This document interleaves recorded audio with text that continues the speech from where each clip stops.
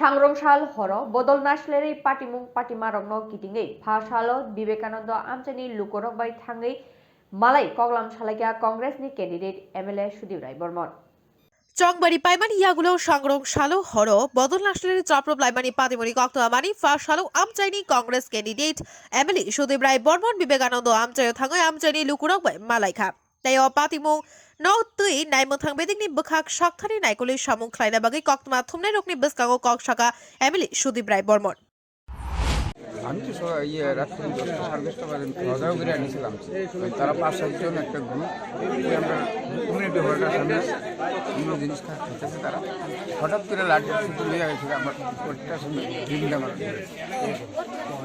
আমি মাটিতে ঘুরে গেলাম এর মধ্যে যখন সবাই বাইরেছে আমরা খাবার সময় সবাইজন চিল্লাপাল্লা করে বাইরেছে তখন তাই 3-4 জন একটা দৌড় দিচ্ছে একজন দেখালে ধরতাম পারছি তার নাম লিটন মুদক লিটন মুদককে ধরতে পারছি আর বাদ বাইরে ঘুরে পারছি মারধরের কারণটা কি? মারছে যে কি কারণে? কোনো কিছু কারণ তো আমরা কিছু না আমি খালি খাওয়া দাওয়া করে আমাকে কিছু দাঁড়াচ্ছে কি দাঁড়াচ্ছে আমার ঘরের দরজা আছে কতজন মারধর করছে? তারা 4-5 জন আছে তারা কি কোনো মানে দলের সমর্থক? আমার বিজেপি দলের সমর্থক কটা থেকে উঠে? 10:30 যারা আসতো তারা নাম চিনেননি যারা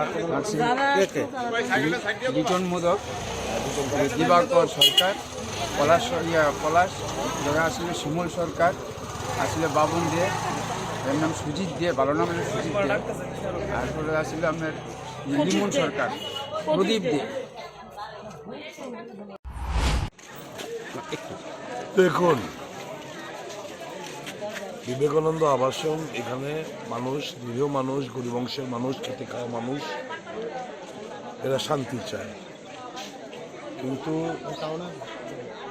এখানে কিছু দুষ্কৃতিকারী বিজেপি নামক গুন্ডারা কয়েকজন এখানে লিটন মোদক বিশেষ করে এই নেতৃত্বে এখানে প্রতিদিন কাউকে না কাউকে অপমান, মারধর, মহিলা পুরুষ নির্বিশেষে সকলকেই ও অপমান করতো, মারধর করতো, যা মনে খুশি তাই করতো।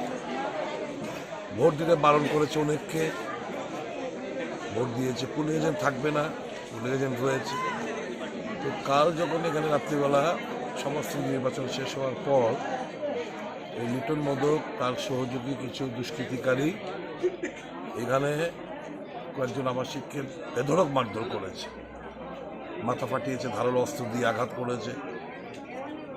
তারপর আবাসিকরা যখন এত মনে হচ্ছে তাকে প্রতিহত করেছে, ও আত্মগোপন করে রুমে ছিল। 3-4 জন গুন্ডা রয়েছে, সিঁড়ি লেগেছে, হাত কেটেছে, কারোর স্টেপ চাকু দিয়ে যখন মারতে গেছে হাত দিয়ে আটকেছে, হাত কেটে গেছে, বোতল ভেঙে মাথায় ঢুকিয়ে দিয়েছে। এই সমস্ত ঘটনা ঘটার পর যখন পুলিশ এলো, পুলিশ তাকে রেস্কিউ করে নিয়ে যায়, উদ্ধার করে নিয়ে যায়। আমার যদি মনে হচ্ছে পুলিশ থেকে দৌড়িয়ে ভাগার সময় বোধহয় কোথাও মাথা মতো চোট পেয়েছে, তারপর বোধহয় হাসপাতালে গিয়ে পৌঁছেছে।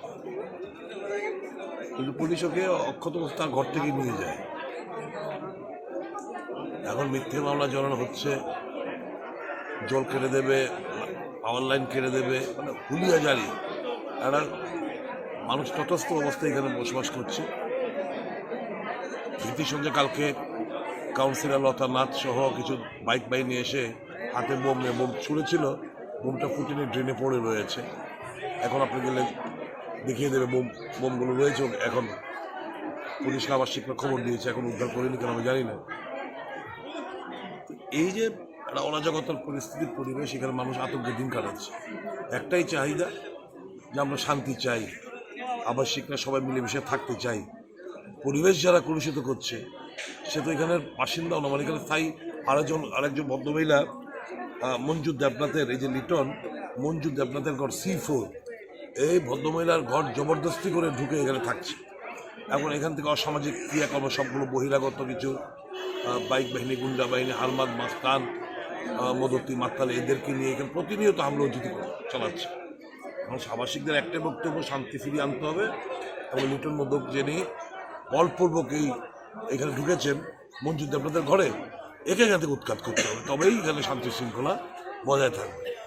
দেখা যাক এখানকার মানুষ বোধহয় পুলিশের কাছে বলেছে, পুলিশ প্রশাসনের কাছে দৃষ্টি আকর্ষণ আমিও করছি, যাতে করে এখানকার শান্তি বিরাজমান থাকে এবং এই লিটন উদ্যোগ নামে যিনি অবৈধভাবে এখানে বসবাস করছেন একে যেন ইমিডিয়েটলি এখান থেকে উৎখাত করা হয়।